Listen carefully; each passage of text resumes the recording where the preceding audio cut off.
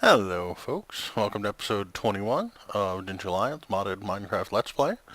While we were gone last time, remember I was talking about being concerned about how many items my tree farm's going to produce? Well, I was right. So, what I did is I set up myself a couple more deep storage units, and I set up these, which are ME storage monitors. And what they do is they show you how many of a given item are in your ME network. For example, here it tells me that I have that many cobblestone.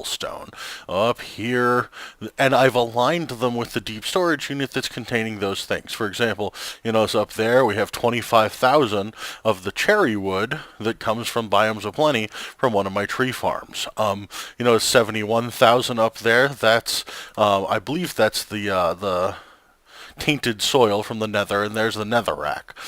So these are all the items that I've chosen to store outside of my ME network, or more precisely, in deep storage units as opposed to my drives. That's because I'd reached the point where a lot of these drives were filling up. If you'll notice now, I really only have a couple of them with much in them. All the rest of these drives are basically empty, and I like that, because that means I have plenty of room for expansion should a whole bunch more items come in, which is almost inevitably what I end up doing. So, also in between, I wanted you to note that I installed a rock crusher. That's because I decided it was time to start dealing with my uranium. Let me just show you what that's about. If I take uranium ore over here into the rock crusher, the only thing that you can do with uranium ore, if you take uses in the macerator, it'll produce 2 but that's an IC2 tool, and I don't have those available yet. And in the rock crusher, it will produce 2, which was relatively easy for me to make. So I just toss all my uranium in here into the rock crusher, and it proceeds to make 2 of this. Let me show you it this way. 2 of this crushed uranium ore. Now, I can't do anything else with this crushed uranium ore yet.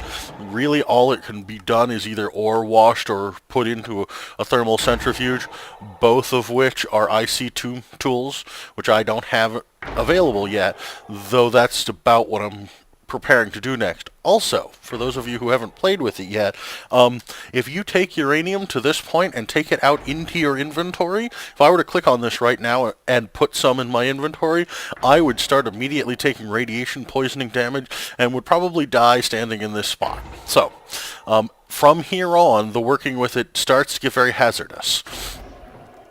And that leads me to what it is that I intend to do over the next couple episodes. So let me come out here and show you, it's on this wall over here.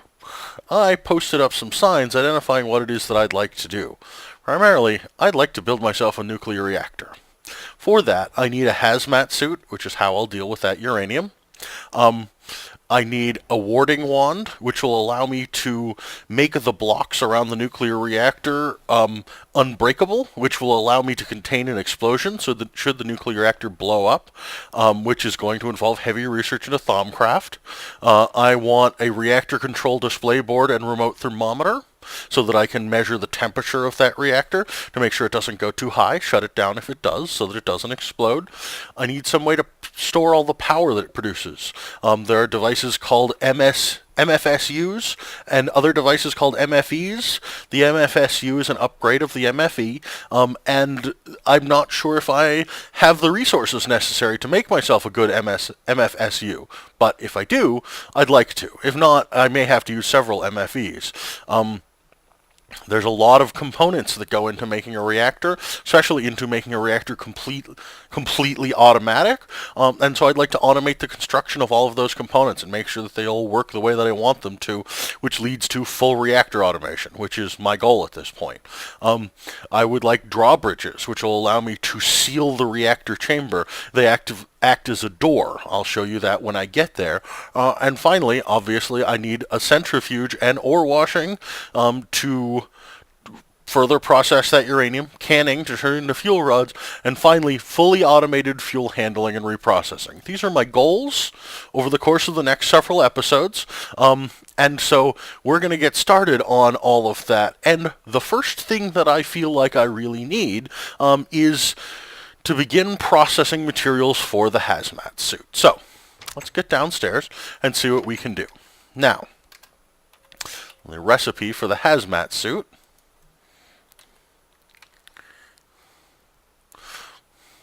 involves rubber and orange dye. Same with the chest. There's also rubber boots, which again are rubber and wool. And I think it is the scuba helmet, which is made from glass and rubber and orange dye. I'm not sure how much orange dye I have right now, so let's take a quick look. I have orange wool, but it looks like I have no orange dye. So let's take a quick look. Let me look at the hazmat suit one more time and make sure that this dye doesn't change in terms of what it is. Nope, there are no options for the orange dye. So, orange dye. Recipe for orange dye is red dye and yellow dye, or these orange cosmos. It turns out that I do have some of these. Let me just quickly turn this into some orange dye. Not going to be enough, but it'll get me a little bit started. And I have 11 roses. I can convert those, and I have 12 of these flowers. That'll definitely get me enough of the various dyes necessary to make the orange dye. Now let me look at the hazmat suit really quickly again and make sure that I have the exact number. I need 1 for that. I need 2 for that. I have 2 right now, so at the moment I only need 1 more. 2. There's 1 for the scuba suit. And the rubber boots claim they need white wool. I'm going to see if they can be done with any form of wool. So let's get started right here, because I know that if I combine this and this, I will get 2 more orange dye, which should produce me enough of everything that I need to make this. So let's start with the rubber boots and see if those craft. No. Now, let's see if I put orange wool in here. Do they craft? They do not. So now, let's see what the process is for stripping wool of its color. Now, I could use an extractor, but I don't have one of those. I can use a pulverizer. That's easy. Actually, let me see if I have any string. I have plenty of string, so I'll just assemble 4 string into a wool block, just like that. Come back into this crafter. There are my rubber boots. That gets me the first item I need for my suit. Now, let's see if I can make the scuba helmet. Looks like I don't have any iron bars. Bars? Simple recipe. Toss 16 of them. Won't have to worry about it again. Scuba helmet. Now, a nice thing about this scuba helmet, for those who are interested, when combined with...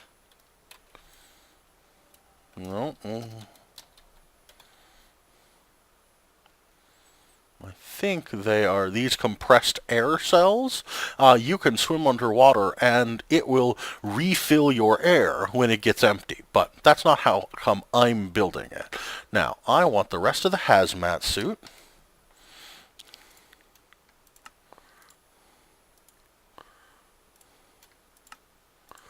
There. Now, the hazmat suit is a very interesting piece of clothing. When you wear an entire hazmat suit, like I'm currently doing, you can swim in lava, you can exist around poisonous fumes, and you can go and pick up uranium ore and not be damaged by it. That's really important to me. Now, I'm not going to use this suit right now, but having it built was a first step. So, what am I going to do with it? Well, I'm going to make myself an armor stand. Let's see, I don't have these slabs, but I'm pretty sure that if I... Is it those stone slabs? Let's make sure. Yeah, stone slab 44. Easy enough. There's 6. Let's make myself those armor stands. I'll make 2 while I'm at it. I'll be using them later.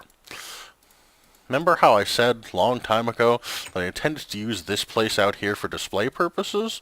Well, especially now that I'm able to display the results of efforts aimed toward one of these goals, I'm going to go ahead and right here, I'm going to put down this armor display stand, and I'm going to transfer all that stuff over to it. There it is. If I shift right click on any given piece, it will change it. If I thought... yeah, and if I apply a redstone signal to this, which I could do by just putting a lever near it, and shift right click on it, it will give me the entire outfit all at once. But nonetheless, there's a very easy way of storing my gear and making it available for me to easily transfer over when I want it. There's part one. So, I can knock that off the board. That's very nice. Now, the next thing that I need is to begin the process of ramping up my IC2 production to make myself a centrifuge, some ore washing, and some canning machines. What does that mean? Well, it means this. First, I need power. IC2 will not run. None of the IC2 machines will run on the type of power that I'm producing over there. It will, however, run off lava.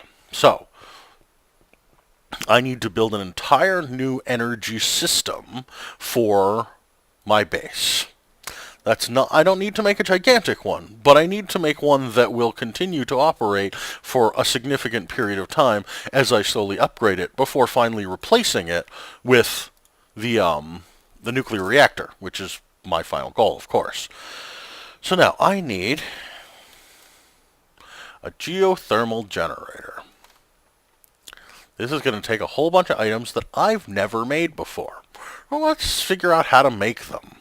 First, I need the furnace. Looks like that made from an iron furnace, which requires all of these iron plates. They're made from the... You see what I mean? This entire process is going to require doing this a lot of times, and I'm kind of lazy. I don't want to do all of this by hand every time. So, I know that I need a rolling machine. I think it's a rolling machine. Let me be sure before I build one, because I think this item over here that I've already built is a rolling machine that should do the job that I want. Let me see. What are the recipes that a rolling machine can make? It can make rails, high-speed rails, iron plates. It looks like it is not a rolling machine that I need to construct. Good thing I didn't make one. So, let's see how, in the process of making a geothermal generator,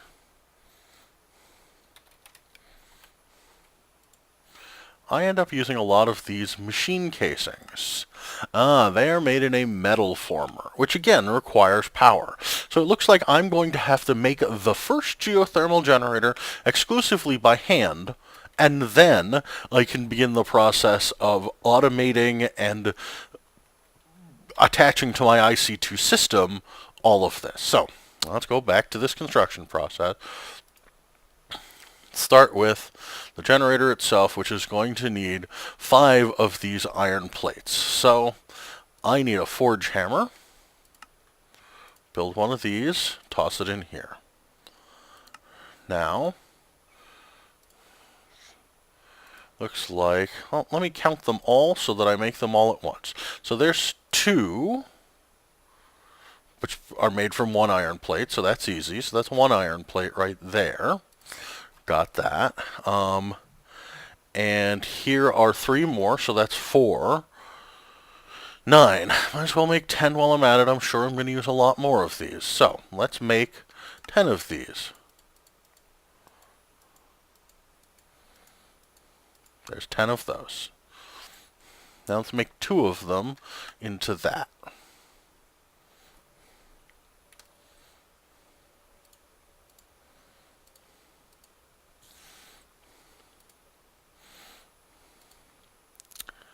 And I can make this right now. There's an iron furnace. Let's clear this out. the iron furnace needs an RE battery. Looks like I need 4 tin item casings, which are made from tin plates, which are, okay, again, hammer,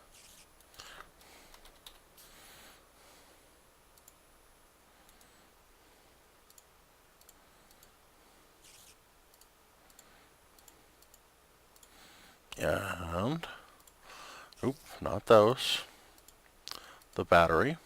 And it looks like I need insulated tin cable, which is rubber on a tin cable, which is tin snips on a tin plate. So I need 3 more iron plates. But first, let's make a tin plate, and let's make a collection of those. And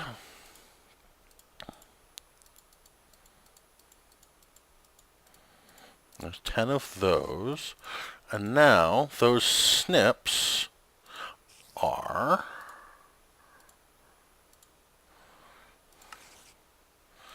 there's those cutters. Now I need to make 1 RE battery, which takes 1 of these.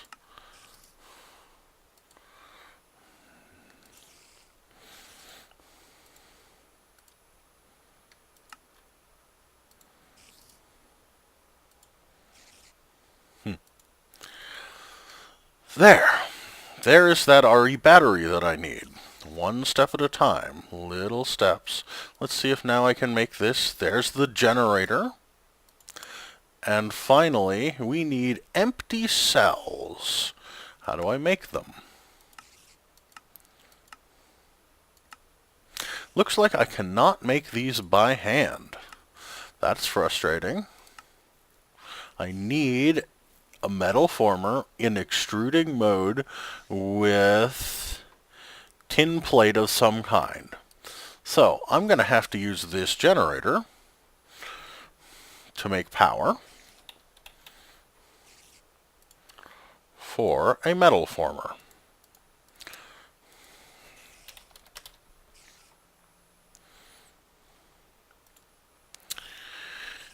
Again, a whole bunch of things that I've never made. Let's see if I have enough iron plates for the machine casing. I do. That allows now the coil.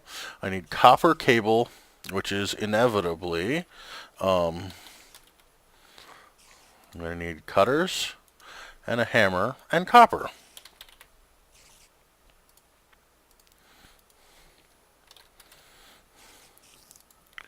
So I'm going to convert, call it a stack, use up that hammer. And now these in here, make a stack of those. Get that done, because I'm going to use them. Inevitably, I'm going to do a huge amount of work with IC2, but I need at least 3 of them just to make this metal former. There's 3 of those. Now the toolbox, we're going to need bronze item casings. Well, I need another hammer.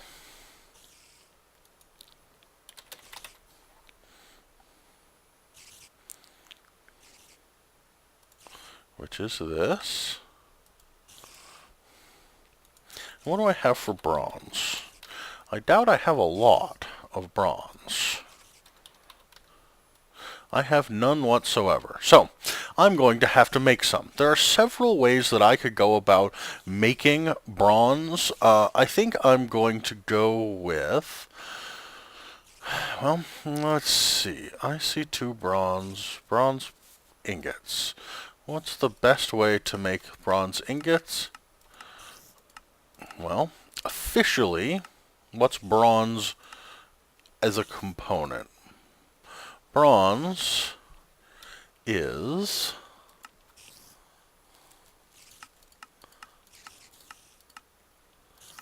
I know that it is made of copper and tin. I do not know at exactly what ratios. Copper and tin. It looks like it's 3 to 1. So, I think that if I take copper and tin over to the induction smelter, and put both of them in it, that it will make bronze for me. You'll notice it's using up copper at a much higher rate. I can take more than half of this tin back and all will be fine. And by now I already have some bronze in here. No?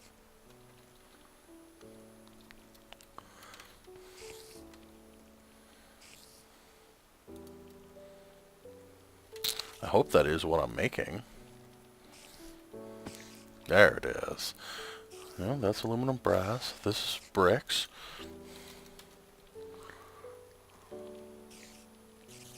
I'm making Tinker's alloy, which is probably what I had and could not see. This is one of the disadvantages of having so many mods mashed together into one package. You end up with no real idea what the name of your thing is. Because there's bronze in many places, it got called Tinker's Alloy as its default name here. So, well, I couldn't see it to use it. There we go. Now, the metal former, once again, we were making these toolboxes. I need 2 of them. Okay. And now I need this electronic circuit, which is going to take 6 of these copper cables. There we are.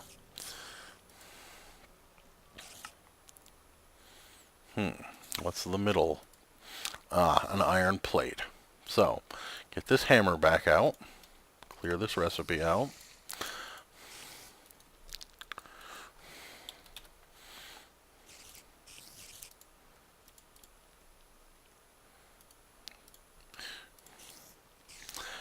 There.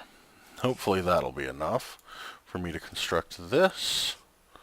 And combining this in should be enough for me to make my metal former. Okay, so now I need to use the metal former to make, I think they were called empty cells, but Geothermal is the name of the generator. And yes, it needs 2 empty cells. And empty cells are made by putting tin plates, even a single tin plate, in the metal former. So let's find ourselves, see if we have any tin plates left. I thought I had made a collection of them. Yep. Let's turn all 4 of them. And to run this all, I probably coal just fine. So now, these are going to be placed somewhere temporarily. Let's put them down right here and right here. Now, because they're touching each other, this will output directly into this. If they were further away, we would need cables. You know, the generator says it outputs 10 EU/T. That's EU per tick, or energy units a tick. This uses 10, and it can take a maximum of 32. If in IC2, many devices output different levels and amounts of power, and if I connected something that made 128 EU to this, this would blow up. I don't want that. That wouldn't make me happy. So, let's toss some coal in here. Let's put this on. Let's make sure that I have all this right. I think it's mode extruding. So this is on extruding. We'll put some tin plates in here, and it should produce us those empty cells that we need. There we are. There's 3 empty cells. We can take them over here and toss them in. Now, because I've put these down, I need to pick them back up. And unlike almost all the other tools you've seen me work with so far, these do not respond to the crescent hammer. They have their own wrench, and it's very important that you use it, otherwise you damage the machines and often do not get back what you needed. So, we need a wrench. We need specifically the IC2 wrench. Now, I wish that I could make this. Let's see, is there any way that I could, no, we're going to get into, well, let me do it. I'm going to bite the bullet and make this. First, I need this anyway. So let's go ahead, look down here, take the wrench, and just make it. There's the wrench that I need as part of this recipe. The disadvantage to this wrench is, even when you shift right click on an IC2 device, there is the possibility that it will break the tool and hand you back the machine casing and not the generator, for example. This is an expensive thing to have happen, especially with tools that are as complicated as what you just saw me make. So, the advantage of the electric wrench is that it can be put in what's called lossless mode, and it guarantees that you will not lose that the block, whatever it is that you're picking up. You will not lose it. It will use a lot of energy, but at the moment I have plenty of energy to spare. So, let's go ahead and make ourselves another hammer, which is what we're going to need. Hopefully, I'll be able to stop making these hammers very soon. In fact, I could stop making them right now. But I'm going to just do this all right here rather than creating another process. So, let's start with the electronic circuit. Needs more of the copper cable. Luckily, I made plenty of copper cable. So, here, we need this. We need 6 of it. There's 6 of that, which will allow me to make this circuit, which is necessary for the electric wrench. Again, now I need the electric motor, which is going to take 2 tin item casings and 2 coils. Let's make 2 coils.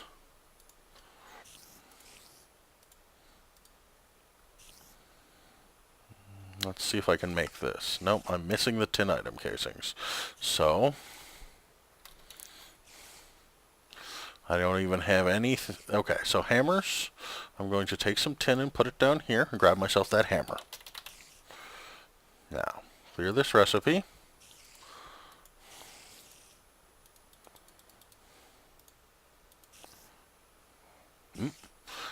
Made far too many of them. But, again, these are things that I'm going to use a lot of in the course of the next several hours. That's why I made so many. So, let's go ahead.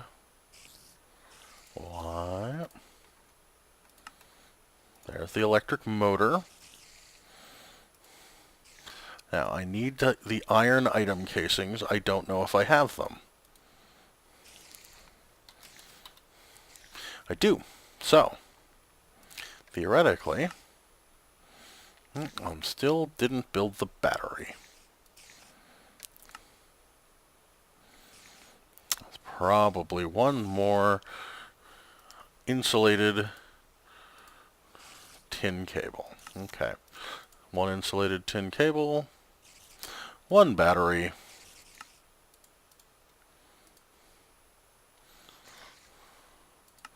1 small power unit, and finally 1 electric wrench, which I can take over here to this generator and charge up. Nope.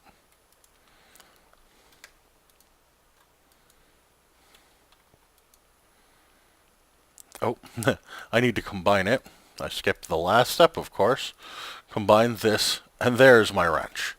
Now, the wrench, placed in the top of the generator, will suck up all the power the generator has, and the generator will make a bunch more, which is fine. I'm going to take these out so that I don't lose them when I break this tool.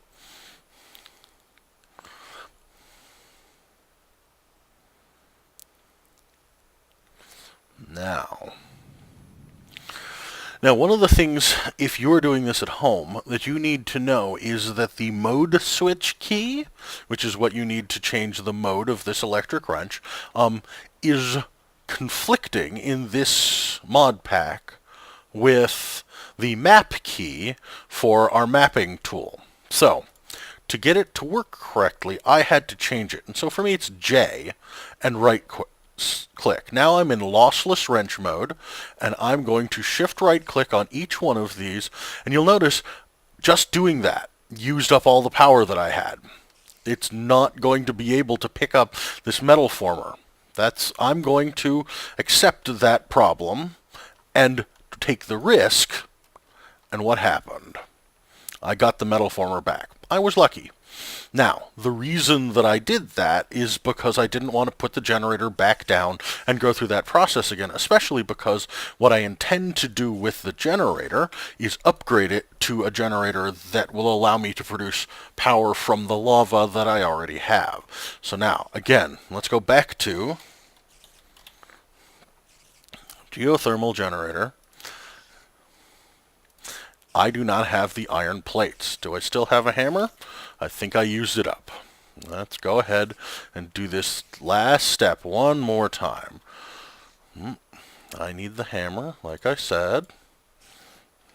Make one.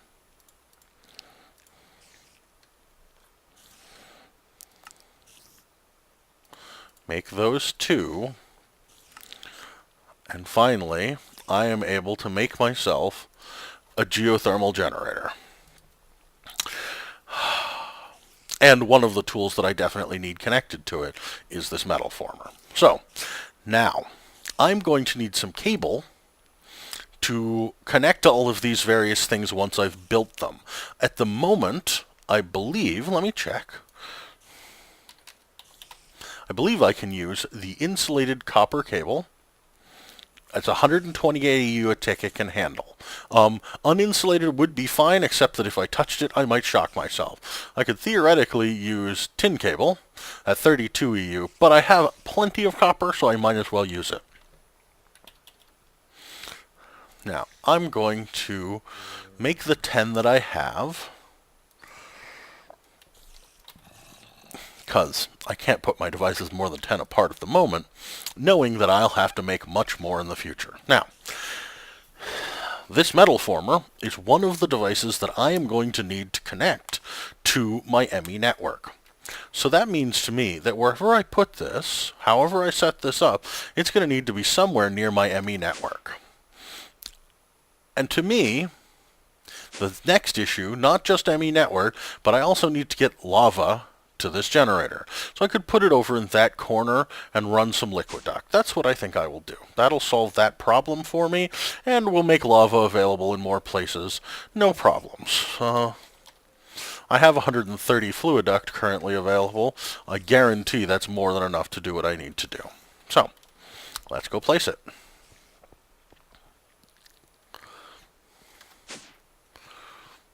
Now, easiest way to run lava over there is probably going to involve bat form and running the cable behind the wall. I generally try to run all of my piping behind the wall if I'm running it all, or at least in the wall, if I'm running it a long distance. You'll notice that, most of the things that I've run over time have been this way.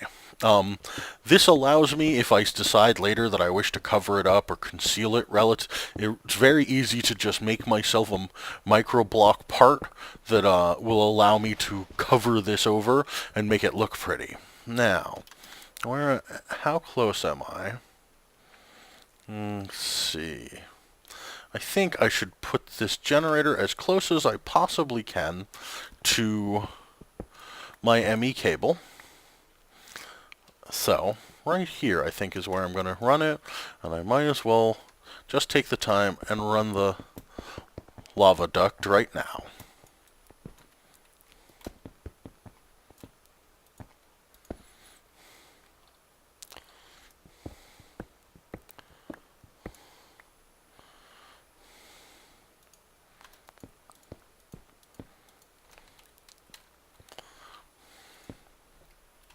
Now, one thing that I'm going to do that's just a little bit unusual with these tools is I'm going to do my best to keep the area on the wall behind them clear. That's because I may have to connect to them on 2 or even 3 sides with various connectors.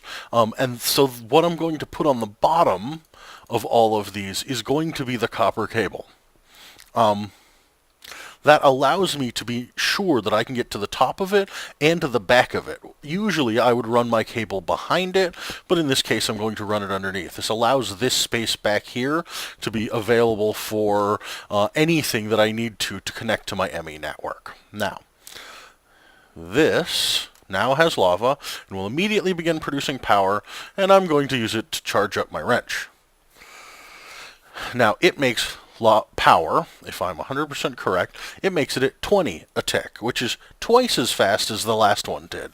Also, because I intend to leave it connected, and because it's only operating off of lava, not coal, which is a slightly limited resource. Lava is almost an unlimited resource for me.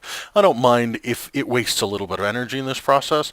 Not that it did, but it's capable of it. So, now, the next thing that I'm going to do is open up that area back there so that when and if I want to run ME cable, I don't have to carve anything out. And I'm going to attach my metal former right there. That will allow the metal former to pick up power. It's picking it up actually from both sides, but that's just fine by me. And now I have a metal former available for use. Well, what good is that? You know, remember how many times I used the hammer?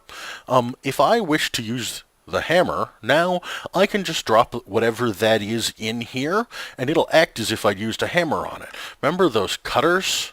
If I wish to use cutters on something, I drop it in here, and it treats as if I use cutters on it. And it also has the advantage of an extruding mode. Now, this one tool can do these three things, and once I've got it correctly connected to my network, it will do them all without any effort on my part. But that's a piece for next episode. So, this episode we got ourselves the very first power production devices for our industrial craft IC2 processes, and we got ourselves our hazmat suit so that when we reach the point that we're working with our processed uranium, we will have some safety for it. There we go, folks. I hope to see you next time. Have a good one.